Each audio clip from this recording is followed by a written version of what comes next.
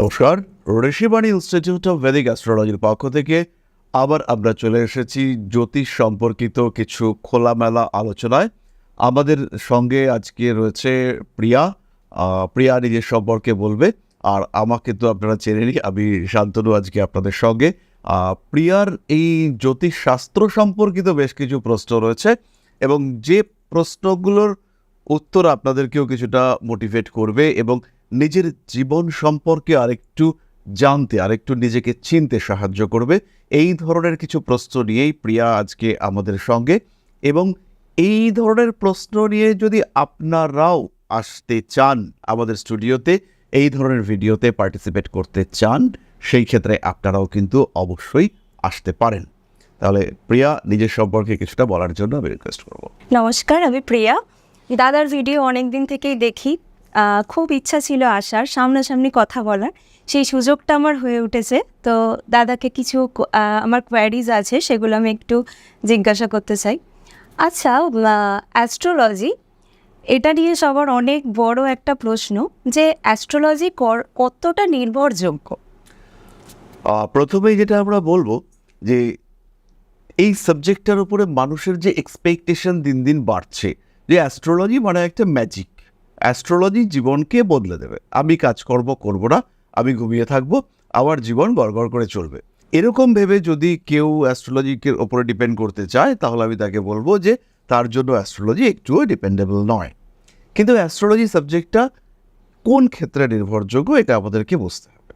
ধরো তোমার এখন যে সময়টা চলছে, তুমি টাফ টাইমের মধ্য দিয়ে যাচ্ছ, টাকা পয়সা ধরো আর্ন করছো, কিন্তু কোনো না কোনো কারণে টাকাটা বেরিয়ে যাচ্ছে, কিছুভাবে না বেরোলেও রাস্তা দিয়ে চলতে চলতে তুমি একটু আনকনসিয়াস হয়ে পড়েছো, সঙ্গে সঙ্গে তোমার কেউ পিক পকেট করে নিচ্ছে, টাকাটা নিয়ে নিচ্ছে, বা বাড়িতে এসেই দেখলে যে কোনো একটা অদ্ভুত কারণে তোমার টাকাটা বেরিয়ে যাচ্ছে, স্যালারি ডেটে তুমি স্যালারি পাচ্ছ, প্রপার ডেটে, কিন্তু কিছুতেই টাকা পয়সা রাখতে পারছো না, সেভিংস হচ্ছেই না, তো তার কোনো কারণও তুমি খুঁজে পাচ্ছ না।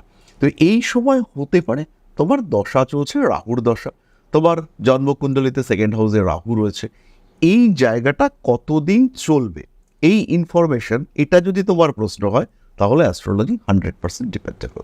যদি তোমার একটা চেষ্টা করে যাচ্ছ চাকরি পাওয়ার বা কোনো একটা কিছুর জন্য, সেই ব্যাপারটা সম্পূর্ণ দুর্ভাগ্যের কারণে সাকসেসফুল হচ্ছে না, সেই জায়গাটায় অ্যাস্ট্রোলজি 100% ডিপেন্ডেবল।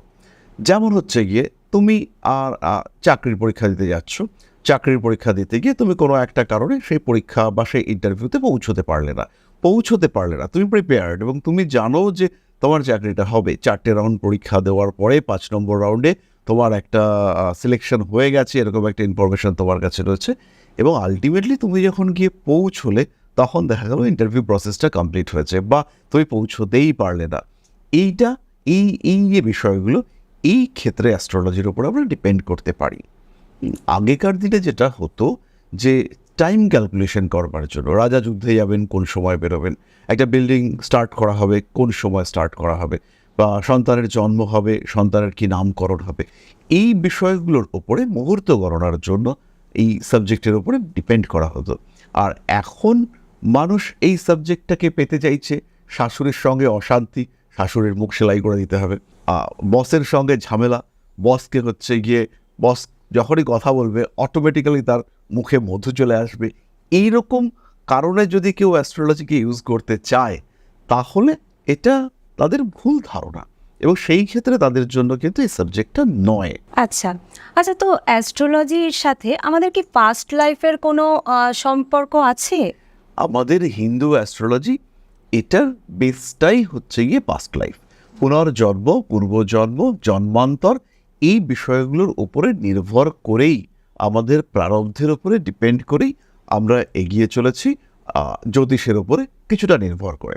তো বিষয়টা এরকম, যখন জন্ম হলো, জন্মটা হচ্ছে একটা ট্রান্সফরমেশন, আগের লাইফ থেকে এই লাইফে যে ট্রান্সফরমেশন অফ কর্মা, অর্থাৎ আগে যা পাস্ট কর্মা ছিল তার একটা হিসেব নিকেশ তোমাকে দিয়ে দেওয়া হলো, এবার তুমি মাঠে নেবে এই জিনিসপত্রগুলো নিয়ে, যতটা তোমার এনভায়রনমেন্ট রয়েছে, সারাউন্ডিং পিপলস রয়েছে, তাদের সঙ্গে তোমার যে ইন্টারাকশন, সেটা হচ্ছে প্রেজেন্ট লাইফের কর্মা, এবং এই কর্মা তার সাথে সাথে যেটা নিয়ে জন্মেছে প্রারব্ধ, এই দুটোর ইন্টারাকশন, সেটা তৈরি করবে আমাদের ভাগ্য, কিছুটা দৈব এবং কিছুটা কর্ম, কিছুটা আমার অ্যাক্টিভিটিস, কিছুটা সারাউন্ডিংস, এই সমস্ত নিয়ে হচ্ছে কর্মা, আমাদের ভাগ্য, আমাদের জীবন। কিন্তু যেটা বেসিক ট্রেড, যেটা নিয়ে আমি এসছি, আমার যেটা ট্রেন্ড, সেইটা কিন্তু আমি নিয়ে এসেছি পাস্ট লাইফের, আমার কর্মা থেকে, পাস্ট লাইফের বিষয় থেকে। জাস্ট গতকাল একটি ছেলে এসেছিল, ছেলেটির মধ্যে কিছু অদ্ভুত আচরণ রয়েছে। ছেলেটার বয়স হচ্ছে 7 বছর, এবং এই 7 বছরে একটু স্পেশাল চাইল্ড, ওর ক্লাস 2-এ পড়ার কথা, বাট ও 2 বছর পিছিয়ে আছে ওর ব্রেন। কিন্তু ও অদ্ভুতভাবে কিছু ওই সার্কাসে বিভিন্ন রকম গাছ বেয়ে উঠে গেল, দেওয়াল বেয়ে নেমে আসলো, 3 তলা থেকে নেমে আসছে, এরকম টাইপের কাজকর্ম করতে পারে। এবং এই 7 বছর বয়সে ওর যে গায়ের জোর, সেটা একটা অদ্ভুত। হ্যাঁ, এবং স্পেশাল চাইল্ড, সে তার কথাবার্তার মধ্যে বেশ কিছু অসংযত ব্যাপার স্যাপার রয়েছে। কিন্তু এই যে ব্যাপারগুলো, যে সার্কাস ওরিয়েন্টেড কাজকর্মগুলো, আবার চেম্বারে দরজা বেয়ে দরজার উপরে উঠে বসে রয়েছে, মানে দরজার এই যে সরু যে জায়গাটা, সেটা বেয়ে সে দরজার ওপরে গিয়ে বসে রয়েছে। এবং তার মানে একদম সে যে ট্রেন্ড, এটা তাকে দেখে বোঝা যাচ্ছে, সেটা আগে করেছে, বহুবার করেছে। এবং তার যে গল্প, তার যে কখনো কখনো কিছু কথা বলে, সেই কথায় বুঝতে পারা যায় যে তার সঙ্গে একটা সার্কাসের যোগাযোগ ছিল। আচ্ছা। তার মা হচ্ছে গিয়ে বলছে, এই কী করে আমার ছেলে কি হবে, কোথায় ভর্তি করব, স্পেশাল স্কুলে ভর্তি করব না কোথায় ভর্তি করব। তো এই টাইপের বাচ্চা এর আগেও আমি দেখেছি, এই নিয়ে আমি বিস্তর পড়াশুনো করেছি। তো প্রচুর কেস হিস্ট্রি সেখানে আমি দেখেছি যে না, মোটামুটি 10 বছর 12 বছরের পর থেকে এই পাস্ট লাইফের জিনিসপত্রগুলো মোটামুটি ভুলে যায়। তো এরকম হচ্ছে গিয়ে পাস্ট লাইফ কানেকশন, এটা আমাদের মধ্যে রয়েছে। আমি যাদের কাছে জ্যোতিষ শিক্ষা গ্রহণ করেছি, তাদের মধ্যে অনেকেই এটা বলেছেন যে আমি নাকি এর আগের জন্মেও অ্যাস্ট্রোলজার ছিলাম। হ্যাঁ, তো বেসিক্যালি যতটা শিখেছি বা যতটা পড়াশুনো করেছি বা যতটা প্রেডিকশন করি, সেটা আমার সঙ্গে নাকি পাস্ট লাইফের কিছু একটা কানেকশন এটা চলে। আমি কোনোদিন ফিল করিনি, সত্যি সত্যি ফিল করিনি, কিন্তু এই অ্যাক্টিভিটিগুলোর মধ্যে সেখানে নাকি কানেকশন রয়েছে তাদের বক্তব্য। তো এই পাস্ট লাইফ, এইটা রিলেট করতে না পারলে আমরা কিন্তু কোনোভাবেই এই অ্যাস্ট্রোলজি ব্যাপারটাকে রিলেট করতে পারবো না। যেমন ধরো, আর এক্সাম্পল দিই, একটা বাচ্চা, যদি আমরা ভাগ্যকে বিশ্বাস করি, তাহলে কিন্তু এটাকে আমরা গ্রহণ করতে পারবো। একটা বাচ্চা ধরো তার 2 মাস বয়স, সে তো কোনো পাপ করতে পারে না, সে তো, তার তো অনুভূতি বোধ কিছুই তৈরি হয়নি, কিন্তু 2 মাস বয়সেই সে হয়তো কোনো একটা রোগে আক্রান্ত হয়েছে, কঠিন রোগ। তাহলে কেন এই রোগ হবে? আমি যদি ভাগ্যকে বিশ্বাস করি, সে কিসের কর্মফল পাচ্ছে? তাহলে তার নিশ্চয়ই কিছু কর্মের ফলে এই টাফ লাইফ তাকে লিড করতে হচ্ছে। তো এই টাফ লাইফটা হচ্ছে তার পাস্ট কোনো না কোনো জন্মের ফল, এবং সেটা তাকে এই জন্মে ভোগ করতে হচ্ছে, জন্মের পর থেকেই তাকে ভোগ করতে হচ্ছে। ফলে পাস্ট লাইফ আমাদের প্রেজেন্ট লাইফের সঙ্গে ভীষণভাবে কানেক্টেড। আর পাস্ট লাইফের যে ট্রেন্ড, সেটা নিয়ে আমরা জন্মাই। যদি সেটা এনভায়রনমেন্টের সঙ্গে ইন্টারাকশন না করে, তাহলে ভাগ্য হবে অপরিবর্তনীয়, ভাগ্যের কোনো পরিবর্তন হবে না। সেটাকে আমরা বলবো একদম হার্ড ডেস্টিনি, যে যা লেখা রয়েছে সেটাই হবে। কিন্তু আমাদের সঙ্গে আমাদের এনভায়রনমেন্ট ইন্টারাক্ট করে, আশেপাশের মানুষজন, তাদের ইন্টারাকশন হয়, আমার নিজের চিন্তা পরিস্থিতি, সেইগুলো অনুযায়ী আমাকে কিছু ক্ষমতা দেওয়া হয়েছে সিদ্ধান্ত নেওয়ার, এগুলোর ওপরে নির্ভর করেই আমাদের ভাগ্য গড়ে ওঠে। ফলে পাস্ট লাইফ ভীষণভাবে কানেক্টেড। আচ্ছা, তো আপনি বারবার একটা জিনিস নিয়ে কথা বলছেন, যেটা হচ্ছে ভাগ্য।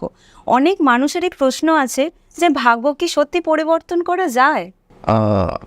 ভাগ্য কিছুটা পরিবর্তন করা যায়। যেমন হচ্ছে গিয়ে, একজন মানুষ সে তার বেসিক ক্যারেক্টারিস্টিক্সকে পরিবর্তন করতে পারছে না, কিন্তু চর্চা, অধ্যবসায়, সেই সমস্তর মাধ্যমে সে তার কোয়ালিটিকে এনহ্যান্স করতে পারে। এরকমভাবেই ভাগ্যের যে বেসিক জন্মকুণ্ডলী, তাকে আমরা কোনোভাবেই পরিবর্তন করতে পারবো না। যেমন একটা এক্সাম্পল দিই, ধরো তোমার জন্মকুণ্ডলীতে লগ্নে মঙ্গল রয়েছে, তো লগ্নে মঙ্গল থাকার জন্য তোমার মধ্যে একটা মেজাজ কাজ করবে তীব্রভাবে। এবার তুমি যদি রেগুলার মেডিটেশন করো, রেগুলার তুমি যদি ইউনিভার্সের সঙ্গে কমিউনিকেট করার চেষ্টা করো, রেগুলার তুমি একদম সিম্পল মহামৃত্যুঞ্জয় মন্ত্র চ্যান্ট করো, শুধু ওং নমঃ শিবায় এই মন্ত্রটাই চ্যান্ট করতে থাকো, এই মন্ত্রটার মধ্যে না একটা অদ্ভুত শান্তি সৃষ্টি করবার ক্ষমতা রয়েছে। তো এটা যদি চ্যান্ট করতে থাকো রেগুলার এবং তার সঙ্গে সঙ্গে কিছু মাইন্ড এক্সারসাইজ করতে থাকো, তাহলে তুমি তোমার রাগের উপরে কন্ট্রোল নিয়ে আসতে পারবে। তাহলে এই লগ্নে মঙ্গলকে তো আমরা সরাতে পারবো না, কিন্তু লগ্নে মঙ্গলের জন্য যে ইনডিউসড ক্যারেক্টারিস্টিক্স তাকে আমরা কিছুটা চেঞ্জ করতে পারবো। এবং এই যে তোমার ক্যারেক্টারিস্টিক্সটা চেঞ্জ হলো, তার সঙ্গে সঙ্গেই তোমার সঙ্গে সঙ্গে আশেপাশের মানুষদের বিহেভিয়ার, তাদের তোমার সম্পর্কে ধারণা, তাদের চিন্তা ভাবনা, এই সমস্তগুলো চেঞ্জ হলো। এবং এর ফলে এর ইম্প্যাক্ট তোমার ডেলি লাইফের উপরে পড়বে, তোমার লাইফস্টাইল, তোমার জীবনের ধারা, তোমার জেনারেল লাইফ, তোমার ম্যারিড লাইফ, তোমার প্রফেশন, তোমার এডুকেশন, প্রত্যেকটা জায়গায় পড়বে। কনসেন্ট্রেশন, মেমোরি, সমস্ত জায়গাগুলো চেঞ্জ হবে। আর এগুলোকেই আমরা বলি ভাগ্য। পড়াশুনোর ক্ষেত্রে রেজাল্ট ভালো হচ্ছে, তুমি পড়তে পারছো, তোমার কনসেন্ট্রেশন বাড়ছে, রিলেশনশিপগুলোর বন্ডিং বেটার হচ্ছে, তাদের ওপর তোমার ডিপেন্ডেন্সি বাড়ছে, তারা তোমার উপরে বেশি ডিপেন্ড করতে পারছে, তাদের সঙ্গে তোমার আত্মিকতা সেটা বাড়ছে, তোমার কারোর প্রতি যে ইন্টারাকশন, ভালোবাসা সেটা বাড়ছে। তো এইগুলোই তো ভাগ্য। তো এইগুলোর পরিবর্তন করা পসিবল। আর আমরা যদি বলি যে ভাগ্যের পরিবর্তন করা সম্ভব নয়, তাহলে তো আমরা রেমিডি, অ্যাস্ট্রোলজি কোনো কিছুই আমরা করব না। যেমন ধরো, বহু মানুষ রয়েছেন তারা জ্যোতিষে বিশ্বাস করেন, বহু মানুষ রয়েছেন তারা বিশ্বাস করেন না। বিদেশ যেমন ইউরোপিয়ান কান্ট্রিতে এটার সেরকম কোনো চর্চা নেই, কিন্তু সেখানেও মানুষ প্রে করছে যে ঈশ্বর আমাকে ভালো রাখো বা ঈশ্বর আমার ভালো হোক। এই যে প্রে করা, ভাগ্য বা ফিউচার বা সমস্ত কিছু যদি ইন্ট্যাক্ট হতো, যে সেটা পরিবর্তন করা সম্ভব নয়, তাহলে তো প্রে করার কোনো প্রয়োজনীয়তাই নেই। যেটা হওয়ার হবে, কেন প্রে করব? কিন্তু আমরা বা আমাদের মতন বহু মানুষ যারা এই পরিবর্তনশীল ভাগ্যে বিশ্বাস করি, তো আমরা প্রে করি, আমরা রেমিডি করবার জন্য আমাদের বাস্তু চেঞ্জ করি, আমরা আমাদের কাজকর্মের টাইমিং চেঞ্জ করি, আমাদের বিহেভিয়ারে চেঞ্জ নিয়ে আসার চেষ্টা করি, অভ্যাসগত পরিবর্তন আনি, আমরা রেমিডি ইউজ করি। জেমস্টোন, যেমন ধরো আমিও তো খারাপ পড়ে রয়েছি, একটা পান্না পড়ে রয়েছি, আমি একটা ইয়েলো সাফায়ার পড়ে রয়েছি। আমি বিশ্বাস করি যে ভাগ্যের পরিবর্তন, কিছুটা পরিবর্তন অবশ্যই সম্ভব, এবং এই পরিবর্তন বিভিন্নভাবে হতে পারে। সেটা যে আমি কখনোই বলবো না যে জেমস্টোন পড়তেই হবে। ধরো তোমার বৃহস্পতিটা ভীষণ খারাপ, তুমি বুঝতে পারবে কি করে? রেগুলার পেটের সমস্যা, ইন্ডাইজেশন হচ্ছে, ক্রমাগত কিছু না কিছু হেলথ ইস্যুস লেগে রয়েছে, বাড়ির বয়স্ক সদস্যদের সঙ্গে ঝামেলা হচ্ছে, কিছুতেই তারা তোমাকে মেনে নিচ্ছে না, তোমার সঙ্গে তাদের ইন্টারাকশান সেটাও ভালো হচ্ছে না, মেমোরি লস হচ্ছে, সকালবেলা চাবিটা নিয়ে বেরোলে কিন্তু ব্যাগের কোন পকেটে রেখেছো সেটা আর খুঁজে পাচ্ছ না। এগুলো হলে পরেই তুমি বুঝতে পারবে যে তোমার বৃহস্পতি খারাপ রয়েছে। বৃহস্পতি খারাপ হলেই কি তোমাকে ইয়েলো সাফায়ার পড়তে হবে? না। বৃহস্পতি খারাপ হওয়া মানে তোমার গুরু এই জায়গাটা ডিস্টার্ব হচ্ছে। তাহলে তোমার যারা টিচার রয়েছেন, তোমার যারা গাইড রয়েছেন, অবশ্যই বয়সে বড়, বৃহস্পতি কিন্তু গাইড, সেই মানুষটার সঙ্গে ইন্টারাকশন বাড়াতে শুরু করলে, তার কথা শুনলে, তার সঙ্গে তোমার অ্যাটাচমেন্ট সেটা বাড়ালে, তাকে কিছু গিফট করলে, সেই মানুষটা যেগুলো খেতে ভালোবাসে সেইগুলো নিয়ে গেলে।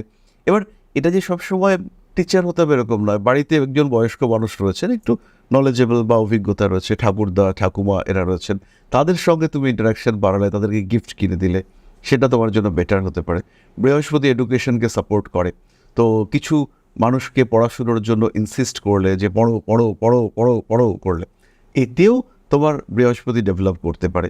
একটু সকালে ওঠা, একটু মন্ত্র চ্যান্টিং, তাতে তোমার বৃহস্পতি ডেভেলপ করবে। পোখরাজ পড়া বা ইউলোসিট্রিন ইউজ করা, এগুলো আমরা করতেই পারি। আমরা পাঁচমুখী রুদ্রাক্ষ ইউজ করতে পারি, এই কাজগুলো করা যেতে পারে। কিন্তু এরকম নয় এগুলোই করতে হবে। আমরা সিম্পল আমাদের অভ্যেসকে বদলে রেমিডি হিসেবে সেটাকে ইউজ করতে পারি, এবং আমরা ধীরে ধীরে শুধুমাত্র হলুদ পোশাক পরা, সেটাও বৃহস্পতির পাওয়ারকে এনহ্যান্স করতে শুরু করবে। তো এই ধরনের কাজকর্ম করে আমরা কিন্তু আমাদের ডেলি লাইফস্টাইল এগুলোকে ইজিলি চেঞ্জ করতে পারি। এটা খুব একটা কঠিন ব্যাপার নয়। আচ্ছা দাদা, আজকে তো এসে অনেক কিছু জানতে পারলাম, আমার তো আরও কিউরিওসিটি হচ্ছে জানার জন্য। তো আমি বা আমার মতো আরও অনেকে আছেন যারা জানতে চান এই বিষয়ে, অ্যাস্ট্রোলজি সম্পর্কে, তো তারা কিভাবে যোগাযোগ করবে আপনার সাথে? যদি জ্যোতিষ শিখতে চায় কেউ, তাহলে একাধিক প্রসেস রয়েছে। তো আমি প্রেফার করব আমাদের ইনস্টিটিউশনে শেখা Rishibani institute of Vedic astrology. এটা বেসিক্যালি ইনস্টিটিউশন নয়, আমাদের জ্যোতিষ ব্যাপারটা হচ্ছে আমাদের একটা মিশন। এই শাস্ত্রটার শিক্ষা আরও সম্প্রসারিত করবার জন্য আমরা জ্যোতিষ শেখাই। ঋষিবাণীতে আমাদের ফ্যাকাল্টিরা রয়েছেন, তারা জ্যোতিষ শেখান এবং কম্প্যাক্ট একটা কনডেন্সড কোর্স, যে কোর্সের মধ্যে একটাই কোর্সে ট্র্যাডিশনাল অ্যাস্ট্রোলজি, তার সঙ্গে পামিস্ট্রি, নিউমারোলজি, বাস্তু সবটাই শেখা যাবে। 4টে সেমিস্টারের আমাদের একটা কোর্স রয়েছে এবং যারা এই কোর্সটা করবে তারা 4টে সার্টিফিকেশন পাচ্ছে। রেজিস্ট্রেশন সেটাও আমরা প্রোভাইড করছি, ইনস্টিটিউশনাল রেজিস্ট্রেশন। তো ফলে এই কোর্সটা করা এবং তারপরে প্লেসমেন্ট পাওয়া, নিজেকে প্রফেশনাল ডেভেলপমেন্টের দিকে এগিয়ে নিয়ে যাওয়া, এটা কিন্তু খুব সহজেই তারা করতে পারছে এবং এর কারণে প্রচুর স্টুডেন্ট আমাদের এখানে পড়ছে। অনলাইন অফলাইন দুটো সিস্টেমই রয়েছে। আমি তো পড়াই এবং আমার সঙ্গে যারা ফ্যাকাল্টি রয়েছেন তারাও ভীষণ ভালো। তাই তুমি বা যারা জ্যোতিষ শিখতে চাইছেন তারা সরাসরি আমাদের কন্ট্যাক্ট নাম্বারে যোগাযোগ করতে পারেন এবং কোর্স ফি এটাও যথেষ্ট কম, একদম সাধ্যের মধ্যে। আর তার সঙ্গে সঙ্গে আমরা যে সাপোর্টটা দিই, আমরা যে কন্টিনিউয়াস ব্যাকআপ দিতে থাকি, এটা খুবই সাপোর্টিভ। শিখতে চাইলে আমি অবশ্যই বলবো ঋষিবাণী হচ্ছে বেস্ট চয়েস। যারা শিখেছে, যারা শিখছে, এই ক্ষেত্রে কোনো রকম কোনো সংশয় নেই।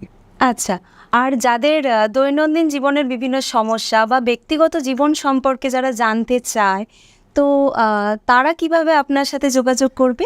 তারা তুমি যেভাবে যোগাযোগ করেছো সেইভাবেই যোগাযোগ করবে। আমাদের যে কন্ট্যাক্ট নাম্বারসগুলো দেওয়া রয়েছে সেই নাম্বারেই তারা কল করে নিতে পারেন, অথবা সরাসরি দমদম ক্যান্টনমেন্ট চেম্বার বা কালীঘাট চেম্বার এখানে এসে বুকিং করতে পারেন। আমরা তো এখন দুর্গাপুর, আগরতলা, গুয়াহাটিতেও থাকছি, সরাসরি যোগাযোগ করা যেতে পারে। একদম কন্ট্যাক্ট নাম্বার দেওয়া রয়েছে, প্রত্যেকটা ভিডিওতেই কন্ট্যাক্ট নাম্বার দেওয়া থাকে। সরাসরি তারা কল করতে পারেন এবং তারা যোগাযোগ করতে পারেন আমাদের সাথে। আচ্ছা, তো কল করে অ্যাপয়েন্টমেন্ট নেওয়ার কতদিনের মধ্যে ওনারা আসতে পারবেন আপনার কাছে? এইটা তো আমি এক্স্যাক্টলি বলতে পারবো না, আচ্ছা। তবে যতটা সম্ভব তাড়াতাড়ি অ্যাপয়েন্টমেন্ট পাওয়া যায়, খুব একটা দেরি কিছু হয় না। এবং যাদের ইমার্জেন্সি সিচুয়েশন, যে খুব আর্জেন্ট দেখাতে হবে, দরকার কোনো ডিসিশন নেবো, দুটো চাকরি পেয়েছি রিসেন্টলি, গত পরশু আমি আগরতলা থেকে ফিরছিলাম, তো সেইখানে ফ্লাইটে উঠবো, তখন একজন ভদ্রলোক ফোন করে বলছে, দাদা 2 মিনিট কথা বললেই হবে, 2 কোম্পানিতে জয়েন করতে হবে, কোনটাতে আমি জয়েন করব, কোনটা বেটার হবে, একটা অস্ট্রেলিয়াতে রয়েছে আর একটা কানাডাতে রয়েছে, কোনটাতে জয়েন করবো তুমি একটুখানি বলে দাও, 2 মিনিটে হয়ে যাবে। তো আমি প্লেনে বসবার পরে তখন হচ্ছে তাকে বলে দিলাম যে এটা এই হয়েছে।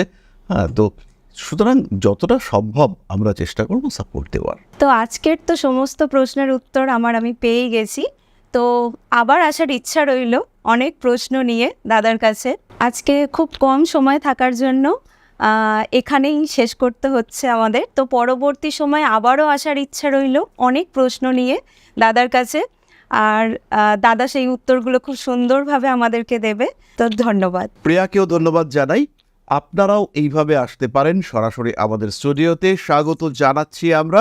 নিজের প্রশ্ন নিয়ে, জ্যোতিষ সম্পর্কে জানার আগ্রহ নিয়ে আপনারা অবশ্যই আসতে পারেন আমাদের কাছে। জ্যোতিষ জিজ্ঞাসা সংক্রান্ত যে কোনো প্রশ্নের উত্তর দিতে আমি শান্তনু প্রস্তুত আপনাদের সঙ্গে। ভালো থাকুন, সুস্থ থাকুন, মা আদিশক্তির আশীর্বাদ বর্ষিত হোক আপনাদের উপর, সমৃদ্ধ, আরও সমৃদ্ধ হয়ে উঠুক আপনাদের প্রত্যেকের জীবন। জয় মা আদিশক্তি। নমস্কার।